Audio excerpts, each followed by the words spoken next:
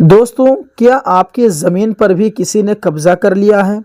तो आज की इस वीडियो में मैं आपको बताऊंगा कि ज़मीन पर कब्ज़ा जो हो गया है तो उसको हम लीगली कैसे बचाएं और ताकि आपके जो है कम पैसे में ही या फिर बिना पैसे में ही आपके जो है ज़मीन सुरक्षित बच जाएं। आज मैं आपको वो स्टेप बताऊंगा। दोस्तों, ज़मीन पर कब्ज़ा हो गया है तो 7 दिन में ये काम नहीं किया तो ज़मीन हाथ से निकल जाएगी। आपको चुपके चुपके आपको 7 दिन के अंदर मैं जो अभी आपको कहने वाला हूँ उन सभी चीज़ को अगर आप कर लेंगे तो आपका जो ज़मीन है वो बच जाएगा। किसी की हिम्मत नहीं होगी आपकी ज़मीन पर कब्ज़ा करने के लिए। वो कौन सी राज की बात है, आइए आज की इस वीडियो में मैं आपसे शेयर करता हूँ। देखिए, आपकी जो ज़मीन पर कब्ज़ा हो गया है तो अगर आपकी ज़मीन पर किसी ने ज़बरदस्ती कब्ज़ा कर लिया है तो ये वीडियो अंत तक आप ज़रूर देखें दोस्तों, क्योंकि 7 दिन की एक गलती आपकी ज़मीन हमेशा के लिए छीन सकती है। तो देरी जो है वो आपकी इतना याद रखिएगा कि देरी जो है वो ज़मीन को खतरे में डाल सकता है।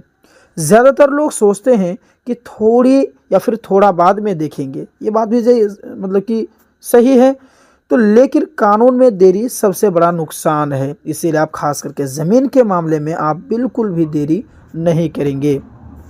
कब्ज़े की तारीख याद रखें। आप सबसे जो पहला आपको काम करना है, यहाँ से आप नोट करते जाइए कि सबसे पहले आपको जो करना है कि इस कब्ज़े की जो तारीख है उसको आपको नोट डाउन कर लेना है। उसके बाद में सबसे पहले जिस दिन कब्ज़ा हुआ उस तारीख को लिख कर रखिए। उसी दिन के फ़ोटो हो या वीडियो हो या फिर गवाह आपका सबसे बड़ा जो सबूत जो है वो बनती है। इसलिए आप अपना सबूत इकट्ठा करके रखेंगे। वहाँ कुछ वीडियो अगर संभव हो तो वीडियो बना लेंगे या फिर आप जो है वहाँ के लोगों को गवाह कर लेंगे। उसके बाद में अगला जो स्टेप है कि 3 दिन के अंदर पुलिस से शिकायत। दूसरा यानी कि अगर कब्ज़ा ज़बरदस्ती हुआ है तो 3 दिन के अंदर थाना में आप लिखित शिकायत देंगे दोस्तों।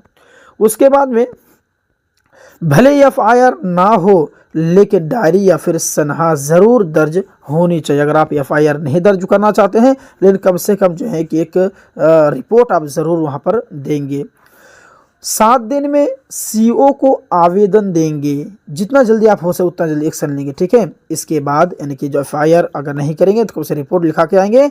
उसके बाद में 7 दिन के अंदर अंचल अधिकारी या फिर सीओ को आवेदन आप ज़रूर देंगे।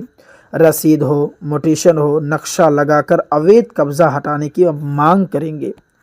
उसके बाद में अगला जो है एसडीएम धारा 144 और 107 यानी कि अगर विवाद बढ़ रहा है तो एसडीएम यहाँ के धारा जो 144 है और 107 है के लिए आवेदन देंगे आप, ताकि सामने वाला निर्माण ना कर सके। यानी कुछ अगर बनाना चाह रहा हो, घर हो या फिर कुछ रूम वगैरह बनाना चाहो या फिर कुछ करना वो तो नहीं कर पाए।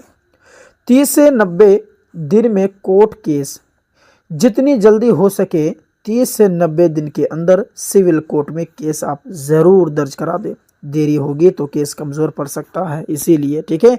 ये सब में आप बिल्कुल भी पीछे नहीं हटेंगे। आगे तो करना ही है तो पहले ही क्यों ना कर लें, ताकि आप जो कि हमेशा सही रहें। 12 साल बराबर सबसे बड़ा खतरा, यानी कि अगर 1 साल हो गया तो सबसे बड़ा खतरा है।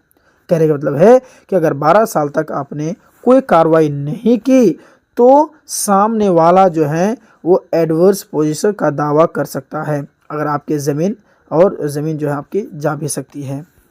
याद रखेंगे ये टाइमलाइन दोस्तों कि 3 दिन में पुलिस, 7 दिन के अंदर में सीओ को कंप्लेन, उसके 15 दिन में एसडीएम को कंप्लेन और 90 दिन के अंदर में कोर्ट में केस। यही आपकी ज़मीन बचाने की आपकी चाबी है, आप इतना याद रखिएगा। तो दोस्तों, आज की इस वीडियो में मैंने आपको बताया कि ज़मीन पर अगर किसी ने कब्ज़ा कर लिया है तो 7 दिन के अंदर में या फिर आप कह सकते हैं कि 90 दिन के अंदर में आपको क्या क्या करने चाहिए। मैंने आपको सारा स्टेप बता दिया। मन में कुछ सवाल है, कुछ पूछना चाहते हैं दोस्तों तो कमेंट ज़रूर करेंगे। आपके सवाल के अनुसार में ही फिर अगली वीडियो आएगी। तो मिलते हैं फिर एक और नई जानकारी के साथ में, तब तक के लिए धन्यवाद।